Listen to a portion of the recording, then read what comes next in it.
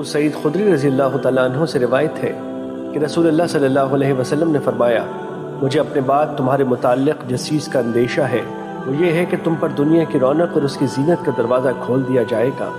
ایک آدمی نے عرض کیا، اللہ کے رسول، کیا خیر برائی کو ساتھ لائے گی؟ آپ خاموش رہے حتیٰ کہ ہم نے گمان کیا کہ آپ پر وحی اتاری جا رہی ہے۔ راوی بیان کرتے ہیں، پھر آپ نے اپنے چہرے مبارک سے پسینہ صاف کیا اور فرمایا، وہ سائل کہاں ہے؟ گویا آپ نے اس کی تعریف کی۔ آپ صلی اللہ علیہ وسلم نے فرمایا، خیر شر کو ساتھ نہیں لائے گی۔ بے شک موسم ربیع جو چارہ اگاتا ہے اس سے وہ بعض چارہ جانور کو مار ڈالتا ہے، اپہارا کر دیتا ہے یا ہلاکت کے قریب کر دیتا ہے۔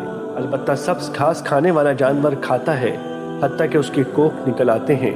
وہ سورج کی طرف رخ کر کے جگالی کرتا ہے، گوبر کرتا ہے اور پیشاب کرتا ہے، اور وہ دوبارہ چرنے چلا جاتا ہے اور دوبارہ سبز گھاس کھاتا ہے۔ یہ مال سرسبز و شاداب شیریں ہے۔ جس نے اسے اپنی ضرورت کے مطابق لیا اور اسے اس کے حق کے مطابق خرچ کیا تو وہ بہترین مددگار ہے، اور جس نے اسے اپنی ضرورت کے بغیر حاصل کیا تو وہ اس شخص کی طرح ہے جو کھاتا ہے لیکن سیر نہیں ہوتا، اور وہ مال روز قیامت اس کے خلاف گواہی دے گا۔ مشکوٰۃ المصابیح، حدیث نمبر 5162۔